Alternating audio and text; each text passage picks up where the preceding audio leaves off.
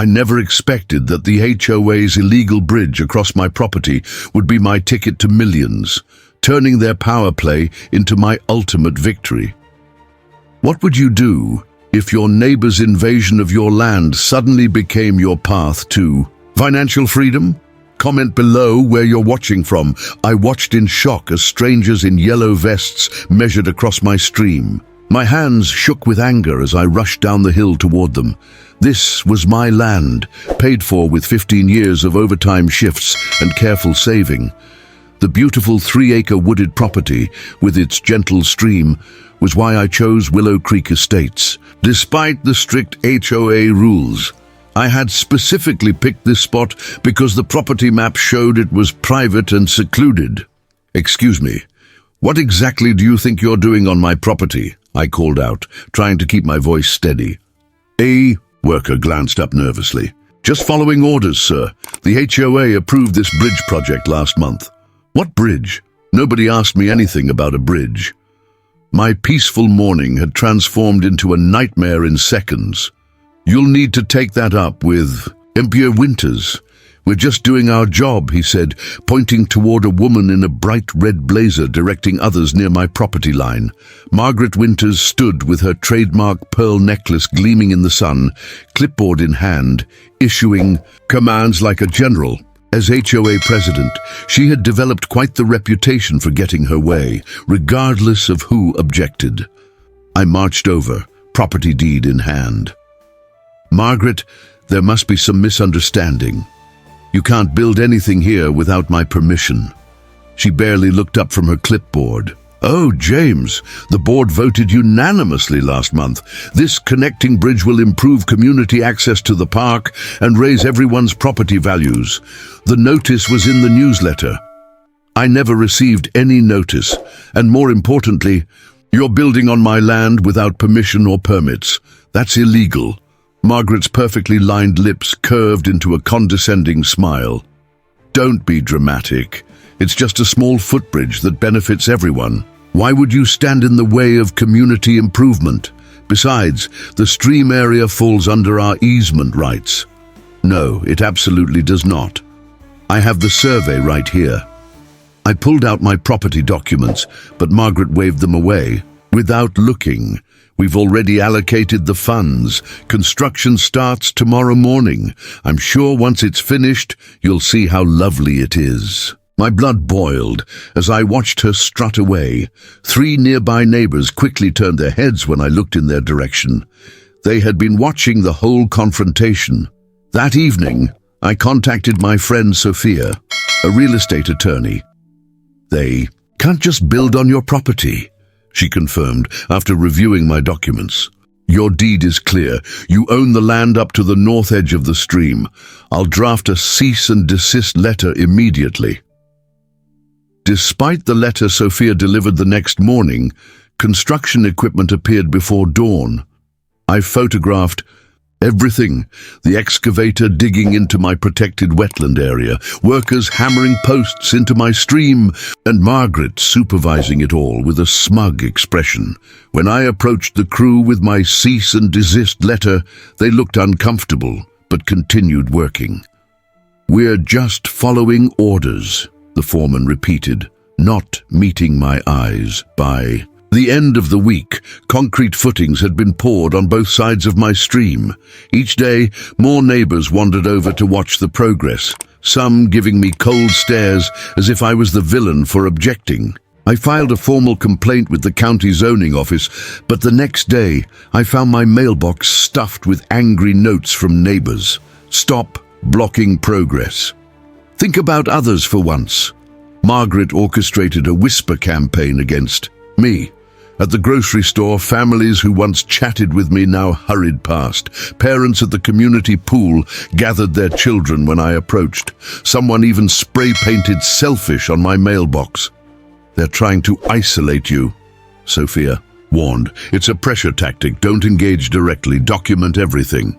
I installed security cameras around my property, capturing footage of Margaret leading small tours of neighbors along my stream bank, pointing at the half-built bridge with pride. "The bridge will connect our community like never before." I overheard her telling them. Imagine walking straight through to the park without that long detour, if only some people weren't so stubborn about sharing. 2 weeks into construction, I noticed something odd. County surveyor marks appeared overnight, extending well beyond where I thought my property ended. When I checked my deed again, I realized Margaret had been working with outdated property maps. I hired my own surveyor, who confirmed my suspicions. Your property line extends 12 feet beyond where they're building. They're actually encroaching more than they... Emily smiled. Easily in the millions. I left the meeting with a whole new plan. Instead of fighting the bridge outright, I'd let them finish building it. The more money they poured into it, the more valuable it became to me. That evening, Margaret and the HOA threw a champagne party at the half-finished bridge, celebrating their victory. I recorded every second of it, let them think they had won, because soon I'd be the one cashing in. Little did they know, the bridge that was meant to walk all over me would end up making me rich. The next morning, I met Emily Richardson at her office, and she laid out exactly how deep the HOA had dug themselves into a hole.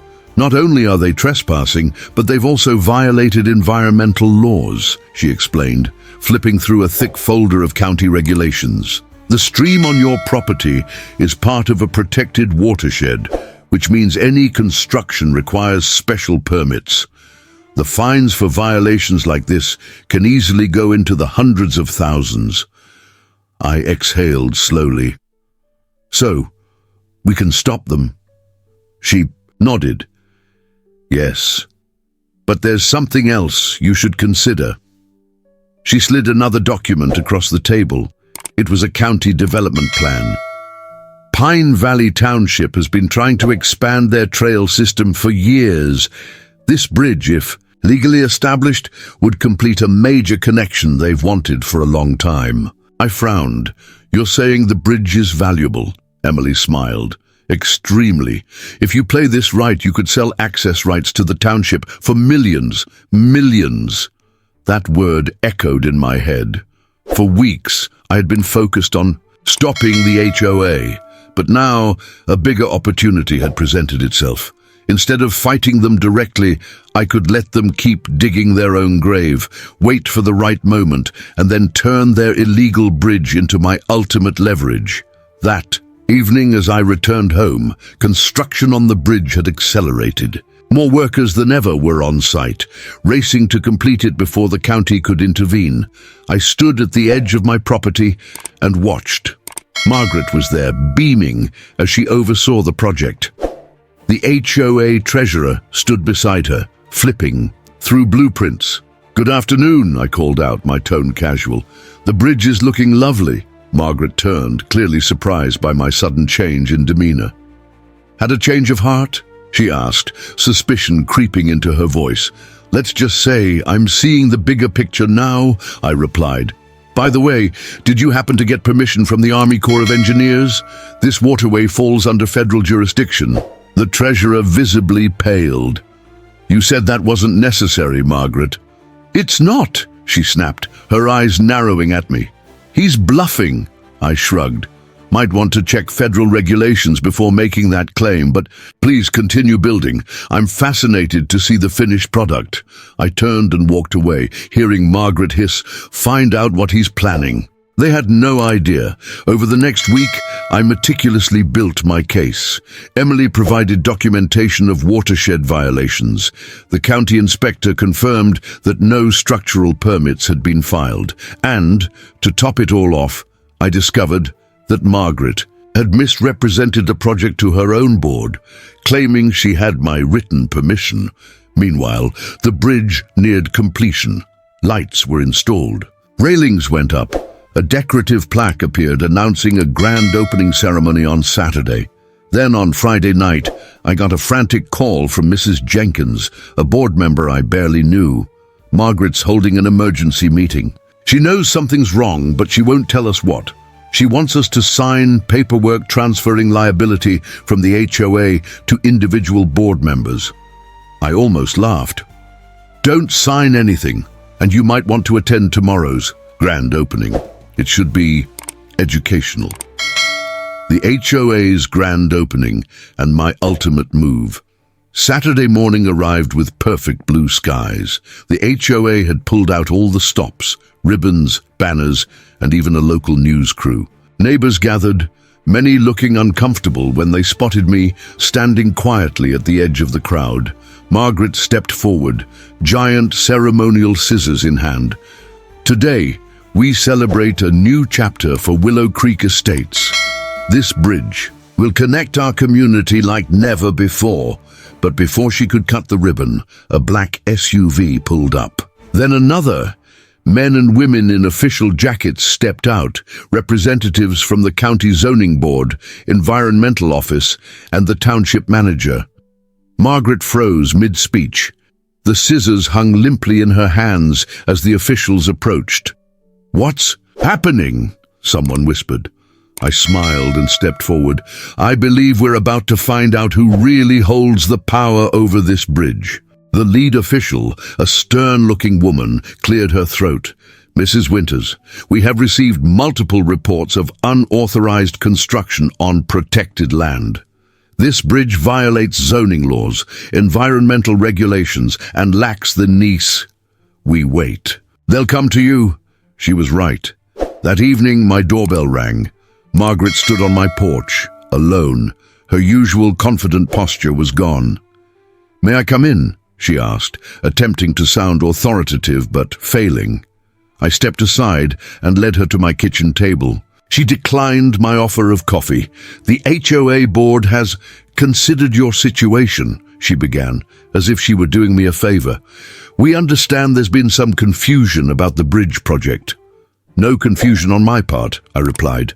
"You built on my land without permission. That's trespassing." She flinched but pressed on. "We can work something out. The HOA is willing to purchase an easement for a reasonable fee." She slid a folder across the table. Inside was a contract offering $25,000 for permanent easement rights. I closed the folder without signing. "Define reasonable." "That's more than fair," she snapped. "The bridge benefits your property too. It increases your land value." I smirked. "Funny you should mention land value. I've had 3 different appraisers out this week. Do you know what they valued my property at, thanks to this community improvement?" She didn't answer, but her fingers tightened around her purse strap. "Much more than $25,000, I continued. "Try adding a few zeros." Margaret's face turned ghostly pale. "That's absurd." "Pine Valley Township seems to disagree," I said. "They've been trying to connect their trail system for years. Thanks to you, this bridge makes it possible, and they're willing to pay $7 million for it." Margaret's mouth fell open. "You can't do that. The HOA won't allow you to sell to outsiders without approval." I leaned back, completely calm. "Check your bylaws again, Margaret. There's nothing preventing property sales to municipal governments." She stumbled to her feet, her hands trembling. "This isn't over. It already is. Final victory." 3 weeks later, I signed the final paperwork. My 3 acres, along with the infamous bridge, were now owned by the township.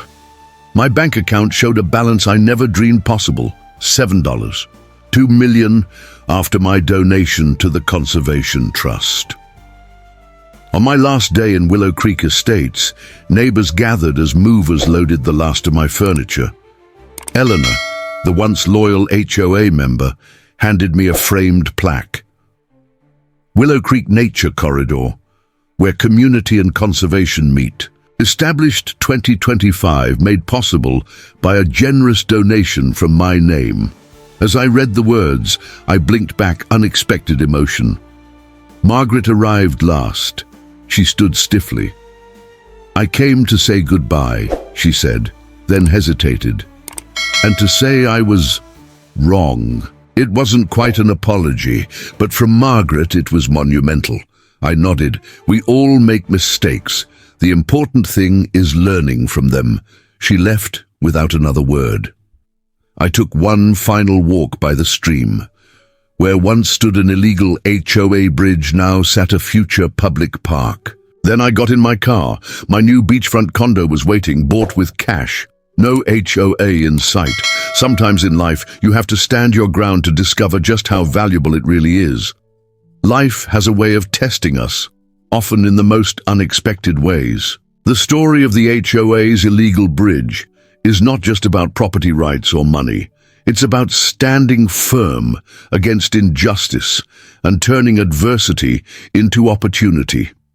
Many of us, especially as we grow older, have faced moments where others tried to take advantage of us, whether in business, community dealings, or even personal relationships. It's easy to feel powerless when those in authority make decisions that disregard fairness and respect. But this story teaches us that knowledge, patience, and persistence can tip the scales in our favor. By seeking the right information, documenting everything, and choosing battles wisely, we can turn what seems like a disadvantage into a position of strength. More importantly, it reminds us that true power lies in knowing your worth and refusing to be walked over. For older generations, this lesson is especially valuable. We've worked hard for what we have, and we deserve respect. Sometimes, the best way to fight back isn't with anger, but with strategy, wisdom, and an unwavering belief in what's right. And in the end, doing the right thing doesn't just protect us, it benefits the community and future generations too.